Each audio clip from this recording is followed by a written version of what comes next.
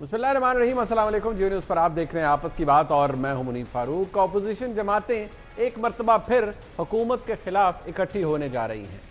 कल मौलाना फजलुर रहमान साहब की जनाब शहबाज शरीफ साहब से और आज बिलावल भुट्टो जरदारी साहब से मुलाकात हुई, जिसके बाद एक अहम मुलाकात शहबाज शरीफ साहब और बिलावल भुट्टो जरदारी के दरमियान भी हुई।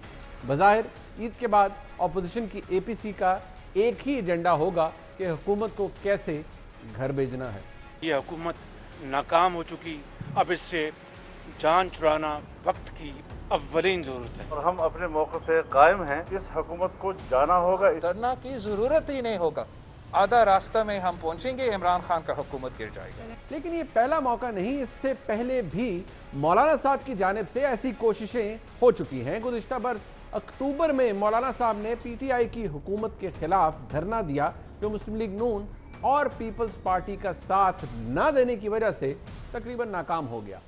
यहाँ तक कि मौलाना साहब को वापस जाने के लिए फेस सेविंग भी ना मिली और मुस्लिम लीग नून और पीपल्स पार्टी से अपनी नाराजगी का इजहार मौलाना साहब ने सरेआम किया। ना सिर्फ ये बल्कि मौलाना साहब के करीम समझे जाने वाले जनाब महमूद खान अजगज़ई ने तो यहाँ तक कह दिया कि वो सिर्फ उस मुस्लिम लीग को मानते हैं जो मियां नवाज शरीफ और मरियम नवाज शरीफ के नजरिए पर खड़ी है। मुस्लिम लीग बहुत बड़ी अच्छी पार्टी है, मेरे दोस्त हैं, लेकिन हम उस मुस्लिम लीग को मानते हैं जिसकी राहबरी मियां नवाज शरीफ और मरियम बीबी करती है। उसके साथ हम हैं, उनके साथ हम रहेंगे। वोट को इज्जत दो। खुदा हाफिज। नून लीग की जानिब से भी राना सनाउल्लाह ने अफसोस का इजहार किया था कि नून लीग और पीपल्स पार्टी अगर मौलाना का साथ उस वक्त देते तो मतलूबा नताइज हासिल हो जाते। मौलाना ने उस मामले में पीपल्स पार्टी को भी और PMLN को भी ऑन बोर्ड नहीं लिया। उन्हें ऐसा नहीं करना चाहिए था, लेकिन अगर उन्होंने ऐसा कर लिया था तो फिर दोनों बड़ी जमातों को उनके साथ जो है वो खड़ा होना चाहिए था। वो डिस्टेंस पीपल्स पार्टी ने भी रखा, खा वो इसको तस्लीम करें या ना करें, वो डिस्टेंस मेरी जमात ने भी रखा। और शायद इसी वजह से मौलाना फजलुर रहमान साहब ने जिस ताकत का मुजाहरा किया था उसके मतूबा रिजल्ट जो है वो हासिल नहीं हो सके, वरना अगर ये ऐसा होता तो बिल्कुल हासिल होते। तो कुछ अर्सा कबल राना सनाउल्लाह ने ये इंदिया भी दिया था कि इस मरतबा मुस्लिम लीग नून मौलाना का उस तरह साथ देगी कि उनके तमाम शिकवे दूर हो जाएंगे। पोस्ट अपना कोविड जो है वो अपोजिशन जो है एक ऐसा एहतजाज करने की तरफ बढ़ रही है जिसमें मौलाना फजलुर रहमान साहब जो है वो बिल्कुल उनके अगले पिछले गिले जो है वो ख़त्म हो जाए। देखना यह है कि आज ऐसा क्या हो गया है कि मौलाना साहब एक मरतबा फिर मुस्लिम लीग नून और पीपल्स पार्टी के वादों पर एतबार करने चले हैं। मुस्लिम लीग नून की सोच में अब ऐसी क्या तब्दीली आ गई है कि वो मज़ामत के लिए हामी भर रही है और पीपल्स पार्टी को किस बात का गुस्सा है कि वो हुकूमत को हर सूरत इसी साल घर भेजना चाहती है।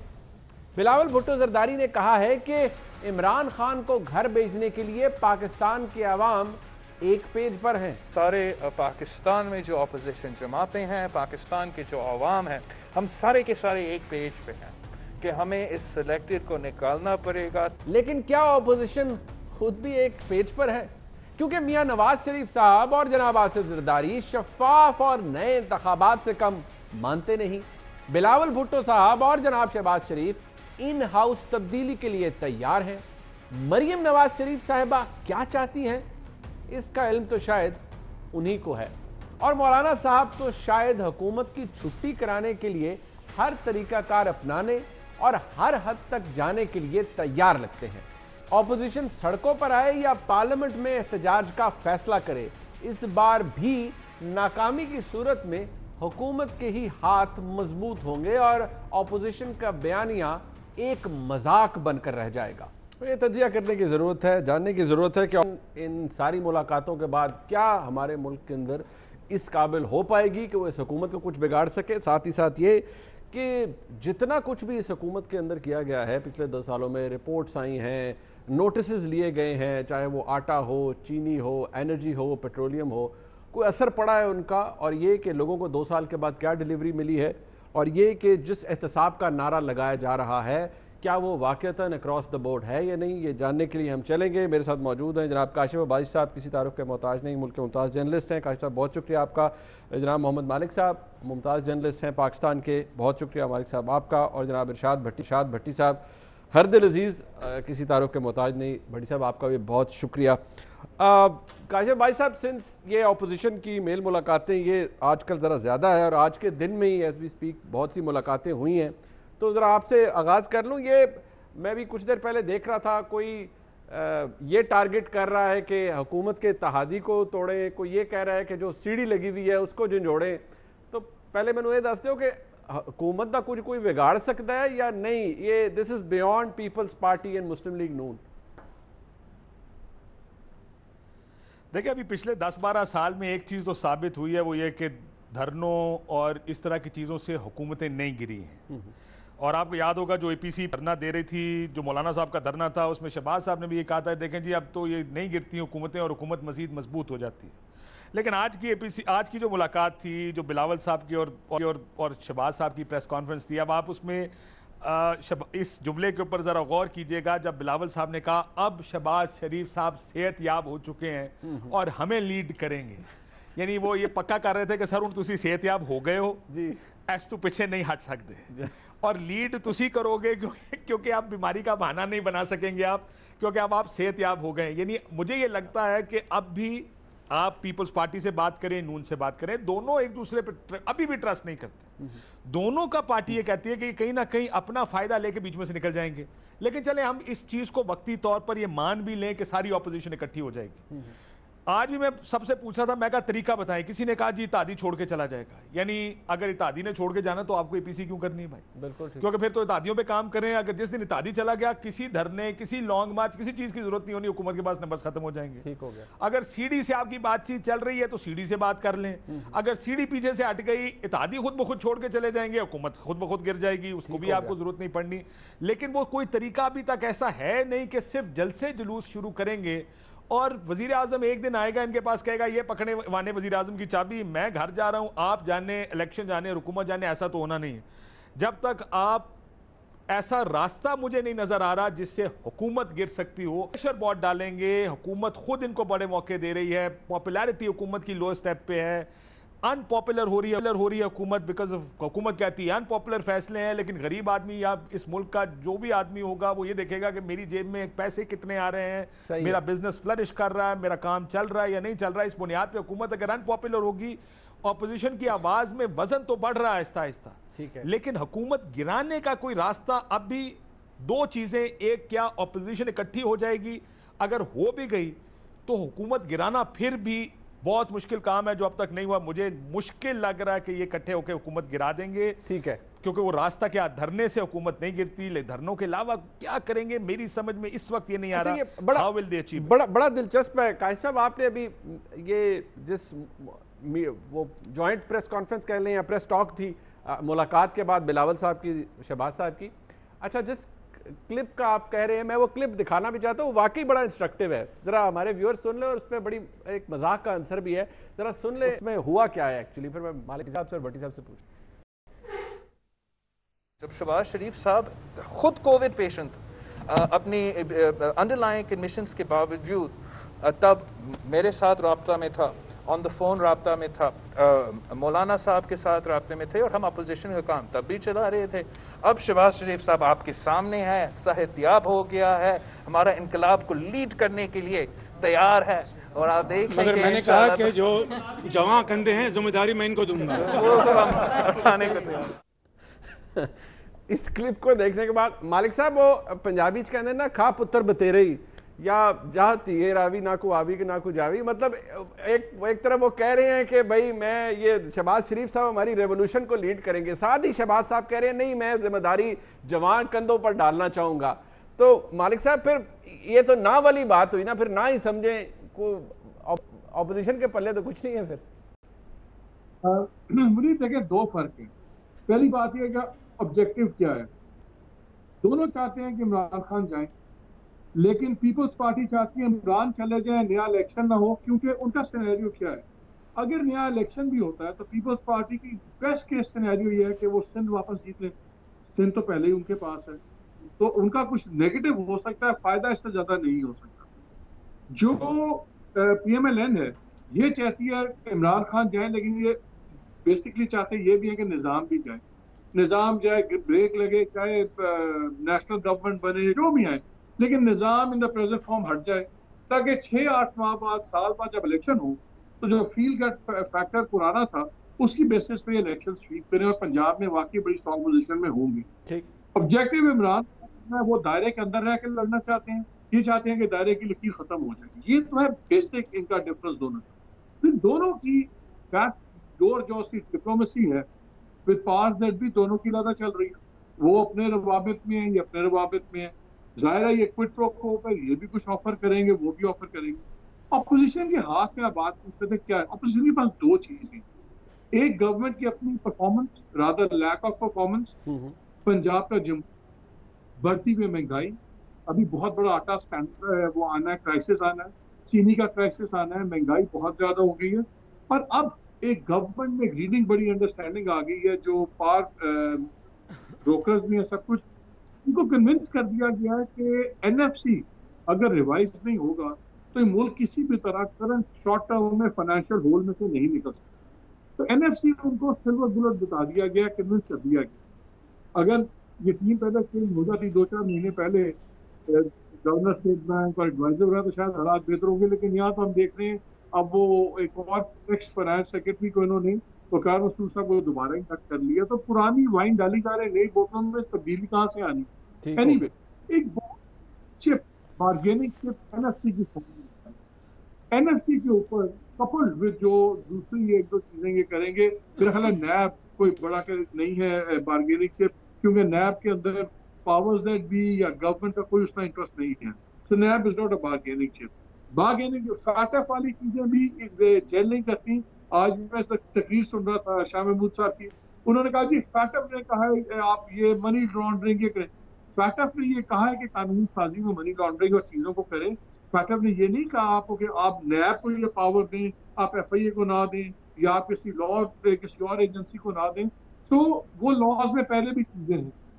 नई चीज जो पॉलिसी लेवल पे है वो NFC है, जांच की और इदारों की जरूरत है। इसलिए वो ऑपोजिशन के हाथ के नीचे पे सड़क गर्म हो रही सड़क गर्म हो रही महंगाई और बेरोजगारी और जो इम्पैक्ट था कोरोना के लॉकडाउन सारा जो बंद था वो अब शुरू हो रहा है। मुनीब इससे पहले ठीक है कारखाने बंद थे, दुकानें बंद थी, किसी ने 2 महीने की तनख्वाह दे दी, किसी ने 1 में दे दी, आधी दे दी, SME तबाह होकर रह गए।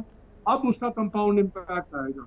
ये जो अब नेक्स्ट 4 मंथ्स है इसमें आप देखिएगा कि बेरोजगारी के आपको फिगर्स आएंगे बहुत ज्यादा। ये फाइनेंशियल जो बिजनेस से ज्यादा बिजनेस जा रहे हैं वो बहुत बड़ा इशू बनेगा, महंगाई बहुत बड़ा इशू बनेगी। और जो काफी शुरू में कह रहे थे ना कि यार सीढ़ी अगर जो लगाते हैं व्हाटएवर उनको भी हटाने के लिए कोई बहाना तो चाहिए होता है ना। लाइक जब LIS का लास्ट आपको लगता है सर वो बहाना इतना बन गया है या बन जाएगा बाय द डे कि बस ऑपोजिशन भी इकट्ठी हो ही जाएगी और बहाना भी बन जाएगा? One word, money and economy. Because अगर इदारों ने भी सरवाइव करना है तो इदारों ने के खर्चे कहां से निकलने। ठीक हो गया, उस इकोनॉमी से निकल। सर मैं जरा इसको थोड़ा आगे लेके चलता हूं। मैं इसको आगे, भट्टी साहब, काशिफ साहब ने अपना एनालिसिस दिया कि अगर इकट्ठी हो भी जाए तो अभी भी एक जो चीज़ मिसिंग है वो कैसे करना है, किस तरह से हुकूमत को गिराना है, अगर गिरा सकते हैं उसके लिए और बहुत से फैक्टर्स होंगे। मालिक साहब ने कहा कि एक इकॉनमी, पैसा, मुल्क के हालात, ये एक अपनी जगह इसकी अहमियत है, शायद ये भी हो सकते हैं। आपको लगता है कि ये हुकूमत गिर सकती है? क्योंकि कम से कम आज कोई ऐसे हालात नज़र नहीं आते जितनी मर्जी अपोजिशन जोर लगा ले। देखिए पहली बात तो ये कि कुर्बे क़यामत की निशानी है कि बिलावल साहब कहे मेरे इनकलाब को शहबाज शरीफ लीड करेगा। अब ज़रा पिछले 40-50 साल की हिस्ट्री सामने रखें और इन दो फिक्रों को सामने रखें तो अल्लाह के फजल से मेरा तो अगर काशिफ भाई राज़ी हो जाए या मालिक साहब तो मैं तो एथोपिया शिफ्ट हो जाऊं इस इतने खूबसूरत जुमले के बाद, ताकि इनकलाब का वहाँ से नज़ारा करूँ। हाँ नहीं नहीं वो तो लेकिन मेरे साथ नहीं ना जाते। थोपिया वालों को पूछ अच्छा। लो, ਉਹ ਥੋਪੀਆ ਕੋਲੋਂ ਵੀ ਪੁੱਛ ਲਓ ਪਾਇਨ ਕਿ ਉਹ ਤੁਹਾਨੂੰ ਲੈਣਾ ਚਾਹੁੰਦੇ ਨੇ ਕਿ ਨਹੀਂ। अच्छा मजे की बात देखें, 3 पाकिस्तानी उन्होंने बदर किए, पाकिस्तानी 3 पाकिस्तानियों को निकाला और हमारी एयरलाइन भी बंद की, अब तो एथोपिया भी नहीं जाया जा सकता। अच्छा यानी मजे का फिक्रा सुने, खुदा की कसम इस फिक्रे पे जान कुर्बान कर दूं, मेरा इनकलाब का लीड करेगा शहबाज शरीफ। और उन्होंने क्या फरमाया, उन्होंने कहा कि जवान कंधे जब हैं तो इन बूढ़ों को क्यों तकलीफ देते हो। हाँ सार वेरी ऐसा ही फसना है, साढ़े दिन रहना, कोरोना दी नकात गई नहीं, उतू एक और चक्कर च पा रहे हो, अपना इनकलाब लो और निकलो इतू, खुदा दा खौफ करो, चंगे रहे हो इतने आके मैनू एक इनकलाब दी झंडी अगर माइंड ना करें, जी जी अगर माइंड ना करें तो मैं जरा एक चीज, क्योंकि इसके ऊपर मैंने जब सुना तो ये बड़ा इंटरेस्टिंग था उस वक्त भी जी। देखिए मसला ये आपको आपने सुना होगा कि चूहे सारे इकट्ठे होकर कहते हैं बिल्ली के गले में घंटी बांध, आम प्रोग्राम में आ जाएं तो ये कभी किसी को नहीं बोलने देते, फिर बड़े फ्रस्ट्रेट होते हैं ज्यादा बोलने का। हाँ बोलिए, अपने प्रोग्राम में यही कहते रहते हैं कि भाई ਤੁਹਾਡਾ ना इरशाद पट्टी है। नहीं बोलें सर, बोले मैं बाद में बोलूंगा, मैं तो बोलते ही रहता हूँ, बोलें सर। नहीं मैं वैसे मिसाल दे रहा था, मैं कहा ये इसलिए इंटरेस्टिंग है कि दोनों एक दूसरे को पक्का भी कर रहे हैं और अपने आप को उससे निकाल भी रहे हैं कि बिल्ली के गले में घंटी जो बांधनी है ना, देखिए किसी ने तो लीड करना है। बिलावल पक्का कर रहे थे सर आपने लीड करना, आपने कहीं नहीं जाना। शहबाज साहब ये कह रहे हैं कि पायन मेरे तो ना रहना, तुसी लीड करो, तुसी आगे हो जाओ। वैसी बड़ी इंटरेस्टिंग थी ये सारी जो कॉन्वर्सेशन थी। Probably they don't realize how people are reading this, but this is a very interesting. और मुझे ये लग रहा था कि बिलावल साहब जो कहते ना अब आप ठीक हो गए हैं, तो इसका मतलब ये है कि सर हुण तुसी नहीं ना सकते, हुण तुसी ठीक हो और तुसी इनू लीड करोगे, यानी मुस्लिम लीग नून ऐसे चू नस नहीं सकती हूं। ये है बिलावल साहब का जो पंच था ना इस सारे जुमले में, वो ये था कि पीएमएलएन पीछे ना हटे इस सारी चीज। नहीं बट भट्टी साहब ये आप ये रिकॉर्ड भी तो है ना कि दौड़ भी जाते हैं इन वक्त पे, मतलब बड़े वो बहुत सारे और मामलात को देखना पड़ता है ना, तो पक्का तो एक दूसरे को कर दिया पर दौड़ भी सकते हैं। अच्छा फिर एक मर्तबा चूंकि ये हिस्टोरिकल फिक्रा है, ये भट्टी के साथ चलेगा उम्र भर कि मेरे इनकलाब को शहबाज शरीफ लीड करेगा। जी। और उन्होंने कहा कि भाई साढ़े तो ना रहना, जवान कंधे आपके हैं और कोरोना मैं तो नकात ज़्यादा हूँ, कोरोना से तुसी ये आगे करना जे। और ये कहकर उन्होंने माइक की तरफ कमर कर ली, अवाम की तरफ कमर कर ली। अब खुदा के लिए यानी जो इनकलाब की राह में रुकावट हैं, जो स्टेटस को है वो इनकलाब लाएगा, और वो कौन लाएगा, भुट्टो साहब और ज़िया साहब मिलकर इस मर्तबा निकलेंगे इनकलाब लाने के लिए और लहरें बहरें हो जाएंगी। अच्छा अब आपने कहा अपोजिशन कुछ करना ही कुछ कर पाएगी तब जब कुछ करना चाहेगी, कुछ बिगाड़ पाएगी तब जब कुछ बिगाड़ना चाहेगी। ये कुछ नहीं करना चाहती। ये शाम की मेरे ख्याल से मीटिंग थी, रात की मुलाकातें और होती हैं, दिन की मुलाकातें और होती हैं। अभी ये एक इनमें एक सीरियस है मासूम आदमी, वो है मेरे प्यारे मौलाना साहब। ठीक, मेरे प्यारे मौलाना साहब एक सीरियस आदमी है जो चाहते हैं कि जल्दी से जल्दी जान छूटे इमरान खान से। बाकी नैब तरमीम होगी, नैब तरमीम अपोजिशन की सर्वाइवल है, सबसे बड़ी सर्वाइवल। ठीक है, यानी इनकी जिंदगियों का मसला, शहबाज शरीफ साहब, नवाज शरीफ साहब, टीटियों वाला ऐसा केस है, जाली मनी लॉन्ड्रिंग वाला ऐसा केस है कि इससे सिर्फ नैब तरमीम से ही छूटा जा सकता है। उसके बाद ये देंगे थोड़ा सा 18वीं तरमीम में तब। अच्छा अपोजिशन आप कह रहे हैं हुकूमत तो बिलाशुबा जैसे मालिक साहब ने कहा कि महंगाई, बेरोजगारी, रिट ऑफ द गवर्नमेंट और बहुत सारे इश्यूज में घिरी हुई। अपोजिशन का आप देख लें, अपोजिशन की खैर से जो आज पीपल्स पार्टी का देख लें, कराची में कितनी पॉपुलैरिटी है अल्हम्दुलिल्लाह, पूरे गटर ज़दा हो गया है। मुस्लिम लीग अल्हम्दुलिल्लाह देख लें जो केसेस हैं और जो उनका हाल है।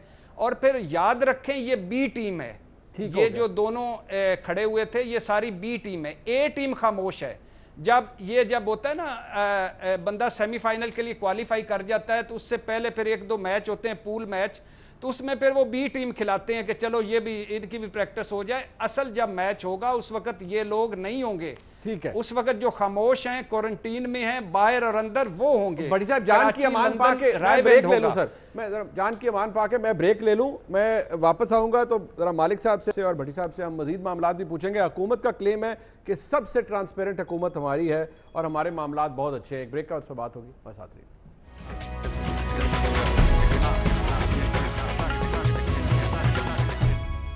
तो वक्त कम है जी, मुकाबला साथ। मालिक साहब, हुकूमत का क्लेम है जी हमारी हुकूमत यानी पाकिस्तान तहरीक इंसाफ की हुकूमत सबसे ट्रांसपेरेंट है, सबसे शफाफ है। आपने रिपोर्ट्स देखी हैं, आटा, चीनी, फिर चीनी की तो एक और इनफैक्ट बड़ी रिपोर्ट भी सामने आ गई। मुझे ये बताइए कि आपके नज़दीक हुकूमत का ये दावा कि ये बहुत ट्रांसपेरेंट हुकूमत है, अपने लोगों के खिलाफ भी एक्शन लेती है, और फिर देखना कि रज़ाक दाऊद साहब के हवाले से कुछ नहीं होता, असद उमर साहब, बुज़दार साहब के हवाले से, और फिर जहांगीर तरीन साहब का मुल्क से बाहर चले जाना, ट्रांसपेरेंसी के दावे ठीक हैं या नहीं? एक बात ऐड करना चाहता हूँ, पहले बात कर रहे थे, देखें बात यह है कि क्या अपोजिशन इस पर गवर्नमेंट गिरा सकती है? नहीं। क्या गवर्नमेंट का गिरने का खतरा है? मेरे ख्याल में नहीं। क्या डिस्टेबलाइज हुई है? यस। अपोजिशन की कुछ कॉन्ट्रडिक्शंस हैं। पीपल्स पार्टी है वो इक्तदार में भी है और पार्लियामेंट में भी है। नवाज शरीफ वगैरह पार्लियामेंट में है, इक्तदार में नहीं है। मौलाना फजल रहमान ना पार्लियामेंट में है ना इक्तदार में। इसलिए सब की जो आपको सीरियसनेस, एग्रेसिवनेस इसके मुताबिक आएगी। ये तो एक हमें इनका इनहेरेंट वो देखी। गवर्नमेंट का मसला, अभी आपने जितने भी सर्वर्स देख लें, पिछले 4-5 सर्वर्स जो 1.5 साल में हुए हैं डिफरेंट एजेंसीज के, उसमें बड़ी इंटरेस्टिंग चीज आई। कोई नहीं पाकिस्तान में चाहता, हर कोई चाहता है कि यार करप्ट आदमी को सजा मिले, लेकिन जब लोगों से तरजीहात पूछते हैं तो पहले उनकी तरजीहात होती है नौकरी, रोजगार, सेकंड पे एजुकेशन आ रही है प्रीडोमिनेटली, थर्ड पे हेल्थ आ रही है, और फिर 5वें या 6ठे नंबर पे करप्शन आती है। प्राइम मिनिस्टर की होगी पैरिटी करप्शन, शायद आपकी मेरी भी हो। हमारे घर में दाने चल रहे हैं, हमें रिस्क का मसला नहीं है, अल्लाह हैज बीन वेरी काइंड, हमें वो प्रॉब्लम उस तरह नहीं है, तो शायद हमारी प्रायोरिटी ऊपर होगी। आप उस मुल्क में रहते हैं जहाँ 40% लोग तकरीबन आपके जो गुर्बत की सतह पे आके पॉवर्टी लाइन से नीचे हैं। अब बुरा हाल है, 22 करोड़ में से 7 करोड़ को तो ये नहीं पता कि 3 टाइम का खाना कहाँ से मिलेगा। उसका मसला ये नहीं है कि कशिफ अंदर होता है, मालिक अंदर होता है या मियाँ अंदर होता है। उनका मसला ये है कि मेरे पेट के अंदर खाना अंदर होता है कि नहीं होता, नौकरी मेरी है कि नहीं है। गवर्नमेंट का ये प्रायोरिटीज का डिस्कनेक्ट सीरियस हो गया है, और ये अनफॉर्चुनेटली जो गवर्नर स्टेट बैंक है ये भी पॉलिसी इंस्टीट्यूशन के साथ काम करते रहे। जो आपके फाइनेंस मिनिस्टर हैं ये भी जो से हैं वो वर्ल्ड बैंक के लिए, वो IMF के लिए, इनके लिए ह्यूमन बीइंग्स आर स्टैटिस्टिक्स। और ये बड़ा फर्क पड़ता है जब आप एक इलेक्टेड या पॉलिटिकल एनिमल को लगाइए और वो इकोनॉमिक पॉलिसीज बनाता है। वो अगर इनको पूछें यार ये कहेंगे ओ जी 2% लोग जो से हैं वो बेरोजगार ज्यादा हो जाएंगे। पॉलिटिशियन को वो कहेंगे जिसका मतलब है 20 लाख खानदान बेरोजगार हो जाएगा। It is how you frame issues. Exactly इस गवर्नमेंट के जो फ्रेमिंग है ना, उसमें बहुत बड़ा मसला है। इश्यूज फ्रेम कर रहे हैं टेक्निकल लोग जिन्होंने जवाबदेही नहीं देनी, ना उन्होंने कॉन्स्टिट्यूंसी में जाना या कहीं जाना है। वो बैग उठा के आए थे, बैग उठा के चले जाएंगे। इश्यूज वो फ्रेम कर, कॉन्टेक्स्ट वो बना रहे हैं। पॉलिसी जो होती है ब्यूरोक्रेसी ने करनी थी, ब्यूरोक्रेसी को इस गवर्नमेंट ने ओन अप नहीं किया। फाइनेंस मिनिस्टर कहता है, इमरान खान रोजाना हर 3 महीने बाद एक डेडलाइन दे देते हैं। आप टॉप ब्यूरोक्रेट से बात करें, वो कहते हैं हमारी ओनरशिप किसी की नहीं है। पॉलिसी मेकर बाहर का जिन्होंने एग्जीक्यूट करनी है उनको आप ओन अप नहीं कर रहे। पॉलिसीज आपके जो मिनिस्टर्स द्वारा इन्वॉल्व है उनके कॉन्फ्लिक्ट ऑफ इंटरेस्ट है। ये अनफॉर्चुनेटली बड़ा सीरियस एक इशू। सर ये एसेंशियली जो बातें आपने बताई हैं ये प्योरली डिलीवरी गवर्नेंस रिलेटेड, ये आपने बात इसको फ्रेम किया है। काशिफ साहब ये ठीक है, मैं इस पे आना चाहता था बट मालिक साहब ने उसका जिक्र कर दिया। बट इस हुकूमत का selling point from the day 1 till today 2 सालों में करप्ट को सजा, चोरों की हुकूमत नहीं है, फलान नहीं है, हम बहुत अच्छे हैं, हम बड़ा अक्रॉस द बोर्ड सब कुछ करते हैं, वो क्या आपको लगा है कि नहीं भाई इन्होंने ये किया है और वाकई बड़ा अक्रॉस द बोर्ड काम हो रहा है, बड़ी ट्रांसपेरेंसी है? देखिए, ट्रांसपेरेंसी गिरफ्तारी में नहीं है। केसेस तो देखिए, अभी कल की खबर थी कि परवेज़ इलाही साहब के खिलाफ पेशरफ्त हो रही है। हुकूमत के जितने केसेस हैं कहीं ना कहीं किसी ना किसी फेज़ में ज़रूर हैं, बंद नहीं हुए, लेकिन जो गिरफ्तार लोग होते हैं उसमें हुकूमत में अगर आदमी है तो गिरफ्तार नहीं होता, कम गिरफ्तार होता है, जल्दी छूट जाता है। ऑपोजिशन वाले गिरफ्तार होते हैं, अंदर पड़े रहते हैं, साल साल भी गुजर जाता है। खुर्शीद शाह अभी भी अंदर है, हमजा शहबाज अभी भी अंदर है, रेफरेंसेस नाम की चीज़ फिलहाल नहीं है। तो इस वजह से ये इंप्रेशन ज़रूर जाता है कि क्या ये अक्रॉस द बोर्ड अकाउंटेबिलिटी हो रही है। देखिए, अकाउंटेबिलिटी में केस तो मालम जब्बा का भी है, BRT के लिए कोशिश की है तो सुप्रीम कोर्ट ने स्टे दे दिया वगैरह वगैरह, लेकिन अक्रॉस द बोर्ड अरेस्ट नहीं है। अरेस्ट सिर्फ ऑपोजिशन होती है, जिसकी वजह से ज़्यादा शोर पड़ता। मालिक साहब, मैं दोबारा आ जाऊँ इसके ऊपर कि करप्शन का और बाकी चीज़ों का। मालिक साहब ने एक चीज़ कही कि देखें, वो जो ये एनालिसिस कर रहे थे कि पीपल्स पार्टी को क्या फ़ायदा और नून को क्या फ़ायदा। देखिए, पीपल्स पार्टी, बात ठीक है कि पीपल्स पार्टी एट बेस्ट यहीं पे आएगी, लेकिन ये पॉलिटिकल पार्टीज ये भी देख रही हैं कि अगर ये हुकूमत गिर जाती है तो वो जो करप्शन के केसेस इतने तेज़ी से बढ़ रहे हैं या उन पर एटलीस्ट इफेक्ट एक्चुअली काम हो रहा है, रियलिटी में काम हो रहा है, वो केसेस रुकने की कोशिश ज़्यादा तेज़ी से बेहतर से तरीके से हो सकती है। आपको याद होगा चौधरी निसार बात इशारों के नातों में अयान अली का भी जिक्र कर जाते थे और इन चीज़ों का भी जिक्र कर जाते थे, लेकिन कहते कुछ नहीं थे, करते कुछ नहीं थे। हुकूमत नहीं करती थी, नैब किसी को नहीं पकड़ती थी। They want to go back to that phase, probably that's why it's important कि ये हुकूमत गिर जाए तो वो केसेस खत्म हो जाए। अब आ जाए जरा हुकूमत के ऊपर। देखें, ये फाइनेंसेस मैं ज़्यादा क्योंकि इकॉनमी समझता नहीं हूँ, दोनों साइडों के अपने अपने व्यूज़ हैं। लेट्स से मालिक साहब का व्यू ठीक है, अगर ये हुकूमत रिफॉर्म्स करती, देखिए एक सिर्फ करप्शन पर नहीं आए थे, रिफॉर्म्स पर भी आए थे। अगर आपको इस वक्त लग रहा होता लोगों को कि यार ये पुलिस ठीक कर रहे हैं, ये पटवारी ठीक कर रहे हैं, अदालतों में इंसाफ तेज हो रहा है, कानून साजी हो रही है जिसमें गरीब आदमी को फायदा हो रहा है, तो लोग शायद बहुत सी मुश्किलात बर्दाश्त कर लेते और सारी बातें मान लेते, हुकूमत की बहुत सी बातें मान लेते कि यार ठीक है, इन्होंने अनपॉपुलर फैसले किए क्योंकि इकॉनमी पहले से तबाह थी। इकॉनमी के फैसले अपनी जगह, दूसरी तरफ व्हेन यू लुक अराउंड, जब आप देखते हैं कि ये हुकूमत की अचीवमेंट्स क्या हैं, उन अचीवमेंट्स में कोई 5 स्टार अचीवमेंट कुछ नहीं है इस वक्त हुकूमत के पास। इन 2 years अच्छी चीज है कि चीनी पर रिपोर्ट आ गई, अच्छी चीज है गंदम पर रिपोर्ट आ गई, बट देन आपको बहुत कुछ और करना था और आपको पता था आपके पास टाइम नहीं है। आपको पता था कि ये हुकूमत को गिराने, मुझे याद है मालिक साहब को पूछे किसी और चैनल में जब प्रोग्राम करते थे, पहला प्रोग्राम इलेक्शन के बाद इनके साथ किया, मैं कहा ये हुकूमत रिफॉर्म्स करने की कोशिश करेगी, इसको कोई रिफॉर्म करने नहीं देगा। इमरान खान हुकूमत छोड़ेगा, साल बाद कहेगा देखो जी मुझे आपने मैंडेट दिया था, ये मुझे रिफॉर्म्स नहीं करने देते, मैं वापस जाऊंगा, 2 तिहाई अक्सरियत दो तब मैं ठीक करूं। और उसकी वो कोशिशें देकर लोग कहेंगे ये आदमी सीरियस है, रिफॉर्म्स करना चाहता है, बाकी कोई इसको रिफॉर्म नहीं करने देता, इसको दे दो, शायद वोट डाल देते लोग इस सूरत। मेरा व्यू था कि शायद ये टिका के रिफॉर्म्स करने की कोशिश करें। So when you are failing on reform front, corruption के ऊपर आप जो भी कर लें, लोगों को इकोनॉमिक हिट पड़ रही है, वो जो गवर्नमेंट की ऑन पॉपुलैरिटी है वो मल्टीपल फ्रंट्स के ऊपर नाकामी नजर आती है। फिर वो देखते हैं यार पेट्रोल के ऊपर देखें क्या हो गया, चीनी के ऊपर ये हो गया, आटा चीनी पहले हमें 52 रुपए या 60 रुपए की मिलती थी, वो भी ऊपर चली गई। तो हमें ऐसी देखें, लोगों की पॉइंट ऑफ व्यू से सोचें, उसकी जेब से पैसा जाता है, लोग काउंट करते हैं, पहले 60 था अब 66 हो गया, उसके लिए 6 रुपए मैटर करते हैं। आप कभी वैगन में पब्लिक ट्रांसपोर्ट में जाए, कोई 2 रुपए फालतू मांग ले, उसमें लड़ाई होती है, भाई तुम ज्यादा किराया मांग रहे हो। व्हाई? बिकॉज उन लोगों के लिए ये चंद रुपए मैटर करते हैं। जब आप इधर नाकाम होंगे तो आपका ये स्पिल ओवर ऑटोमेटिकली उस तरफ जाएगा। ठीक है, ठीक। अच्छा, एक ब्रेक लेते हुए भट्टी साहब के पास आता हूं, क्योंकि हमने इस कंक्लूजन की तरफ भी लेके जाना है, हमारे साथ रहिएगा।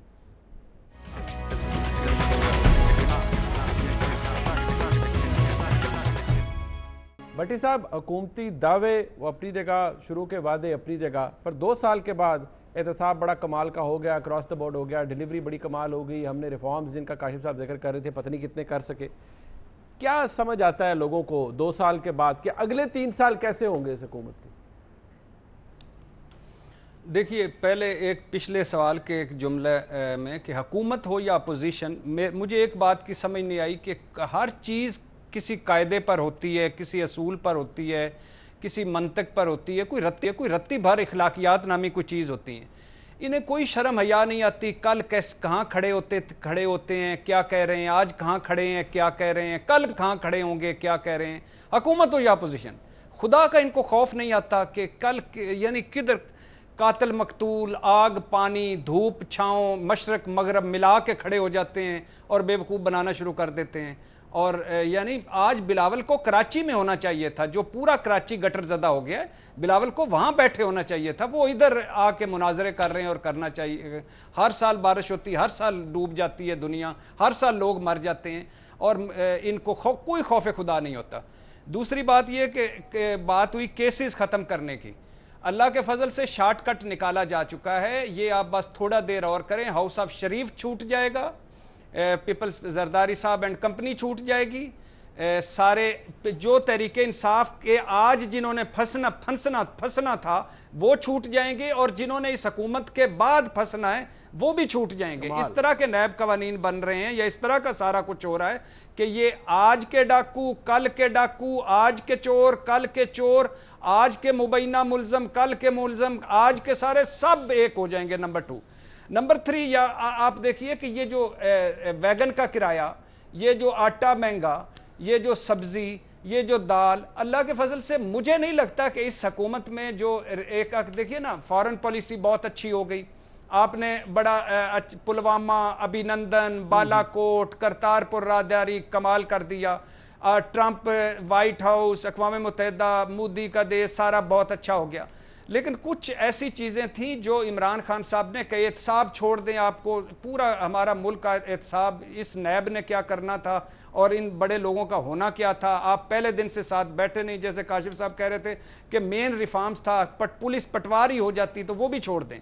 आपका क्या मेन फोकस क्या था? कि आपका फोकस था इस महंगाई, बेरोजगारी, महकमाना करप्शन। वक्त का अगले 3 साल क्या नजर आता है आपको सर? अगले 3 साल क्या नजर आता है सर? ये बात ये है कि इस टीम के साथ अब मुझे अगले 6 महीने भी अगर यही टीम और यही परफॉर्मेंस रही तो मुझे नहीं लगता अपोजिशन इसका कुछ बिगाड़ नहीं पाएगी। ये हुकूमत अपने लिए खुद बड़ी अपोजिशन है, ये हुकूमत अपने लिए खुद बड़ा खतरा है। अगर इमरान खान साहब ने तब्दीली ना की टीम में, देखिए ये कॉन्फ्लिक्ट ऑफ इंटरेस्ट, अब माशाल्लाह कॉन्फ्लिक्ट ऑफ इंटरेस्ट की एक ताज़ा मिसाल, एक तो रजाक दाऊद, नदीम बाबर और ये सारे हैं ना, और एक इधर देखिए नैब ज़दा मुल्ज़म, नैब के मुल्ज़म नैब की तरमीम कर रहे हैं। तो अल्लाह का फजल है इस मुल्क में ऊपर से नीचे तक मंतक हालात। अच्छा मालिक साहब, सर ये अपनी बातें सारी जगह मौजूद हैं। अगले 3 साल चले, हम तो यही करते हैं कि हुकूमत कोई भी वक्त पूरा करे, but what do you see कि एक भट्टी साहब कहते हैं टीम तब्दील अगर हो, केड़ी टीम तब्दील होएगी सर? तो देखिए मेरा ख्याल है इमरान खान साहब को फैसला करना पड़ेगा, सख्त फैसला पंजाब में चेंज का, टॉप लीडरशिप का। इनको अपनी माशी टीम के फैसले करने पड़ेंगे, वरना मेरे ख्याल में जिस 1 पेज की ये बात करते हैं, ना चाहते हुए भी बिल्कुल ना, और ये मेरी अंदाजा भी है और खबर भी है कि बिल्कुल वो इमरान को कोई नहीं छोड़ना चाहता, लेकिन मेरा ख्याल है ना चाहते हुए भी ये टेनेबल नहीं रहेगा अगर इन्होंने ये 2 चेंजेस ना की पंजाब में और फाइनेंशियल टीम में। मेरा ख्याल है कि फिर आप ये मुल्क की जो इकॉनमी है ये 2 फाइनेंशियल क्वार्टर से ज़्यादा का बोझ नहीं उठा सकती।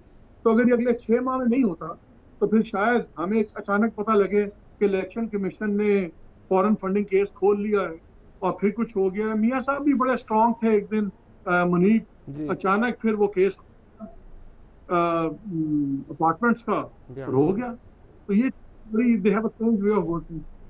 ठीक है काशिफ साहब, so should we expect like जैसे मालिक साहब ने कहा surprises if it continues like this, और अगर यही हालात रहते हैं, इफ इट गोज अनअबेटेड, यही सब कुछ रहता है। बट एक तो ये हो गई ना कि अगर ऐसे ही रहता है तो फिर क्या होगा, और क्या आपको ये लगता है कि नहीं कुछ तब्दील होगा, कुछ चेंजेस करनी पड़ेगी तो मामला आगे चलेगा? मैं आपको ऑनेस्ट बताऊं, मेरा ख्याल है चेंजेस नहीं करनी पड़ेंगी, काम चल सकता है। मैं फाइनेंस की बात नहीं कर रहा, फाइनेंस मैं again I stick to politics जो थोड़ी बहुत मुझे समझ में आती है। देखिए चेंजेस करने की ज़रूरत नहीं है, आपको अपना तरीकाकार बेहतर करना है। अगर मैंने फ़र्ज़ करें आपका एक स्टूडियो हो, मैंने उसको ठीक करना है, मैं हर 3 महीने 6 महीने बाद आपको कहूँ यार तुम्हें मुनीब कहा था स्टूडियो ठीक करो, सर हो जाएगा सर नेक्स्ट टाइम आएंगे। 6 महीने बाद फिर जाते हैं, यार देखो फिर वही खराबी हुई भी है, क्यों नहीं ठीक करते हो, सर हो जाएगा। ये 2 साल इस तरह गुजर गए हैं, या पुलिस क्यों नहीं ठीक करते हो, सर वो कर रहे हैं सर। देखिए आपको डेडलाइन, तरीका गवर्नेंस का एक तरीका होता है, गोल्स सेट होते हैं, डेडलाइन सेट होती हैं। प्राइम मिनिस्टर जाए जरा अगले लाहौर के ट्रिप पे, क्या 1 महीने बाद क्या कानून साजी करनी है, क्या क्या करना है, लॉ मिनिस्ट्री को बुलाएं, चीफ मिनिस्टर बैठा हो, आईजी बैठा हो, चीफ सेक्रेटरी बैठा हो, ऑर्डर दे के 1 महीने के बाद मुझे इस टेबल पर हर वो स्टेप चाहिए कि 3 महीने बाद क्या होगा और 6 महीने बाद हम कहां खड़े होंगे पुलिस पर, क्या कानून साजी करनी है, किस टाइमलाइन के तहत करेंगे। सर हो जाएगा, यही उस्मान बुज़दार करके देगा। लेकिन अगर आप उस्मान बुज़दार साहब को कहेंगे सर बुज़दार साहब तुसी जानो तो कम जानो, तो बुज़दार साहब ने कितने करना होगा। सो काम करने का तरीका गलत है, they don't know, they are not focusing. एक स्टेन गन है जो घुमाई जा रहे हैं चारों तरफ, हर इशू को टच कर रहे हैं, हल नहीं कर पा रहे। उसको हल करने का बड़ा आसान तरीका है। देखिए अभी आप अब कराची में फ्लडिंग है ना, अब अगर बैठ जाए सीएम सिंध और बिलावल भुट्टो और कहेगा जी हल करना है, तो कहेंगे जी प्रॉब्लम क्या है, जी ये प्रॉब्लम है, टाइम फ्रेम्स क्या है, सर 4 महीने में नाले साफ करेंगे, उसके लिए ये करना पड़ेगा, ये कर। देखिए साल 2 साल में शक्ल निकल आएगी, बट अगर आप करेंगे ही नहीं, अगर आप खाली फायरिंग करते रहेंगे उससे तो नहीं होगा। सो मैं फिर ये कहूंगा फोकस चाहिए। नजर आ रहा है आहिस्ता आहिस्ता ये आवाजें उठ रही हैं, असद उमर साहब ने कहा जी अब देखिएगा क्या होता।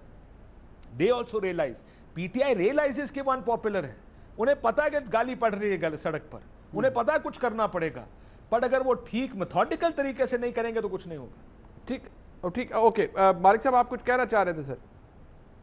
मैं कह रहा हूँ कि जो काशिफ कह रहे हैं ना, फोकस होना चाहिए, लेकिन साथ कैपेसिटी भी चाहिए, इस्ताद भी चाहिए। जो एग्जांपल दी, स्टूडियो ठीक करो, उसको पता होना चाहिए स्टूडियो में बल्ब कैसे होता है, कैमरा कैसे होता है। यहाँ पे सीरियस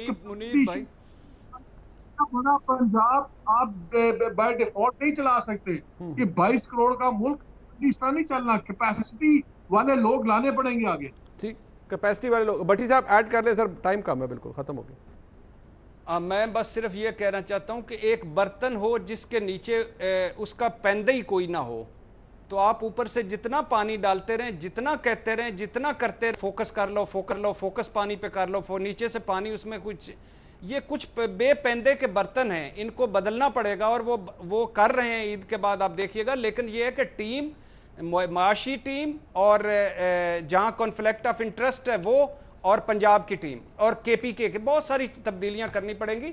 यानी इमरान खान हर रोज कहते हैं कि ये कर लो, कौन करेगा? ठीक, टीम करेगी। ठीक हो गया, वक्त खत्म हो गया सर। आई विश हम इसको डिबेट को आगे बढ़ाते हैं। काशिफ भाई साहब आपका सर बहुत शुक्रिया, भट्टी साहब आपका बहुत शुक्रिया सर, और जनाब मोहम्मद मालिक साहब हमारे साथ मौजूद थे।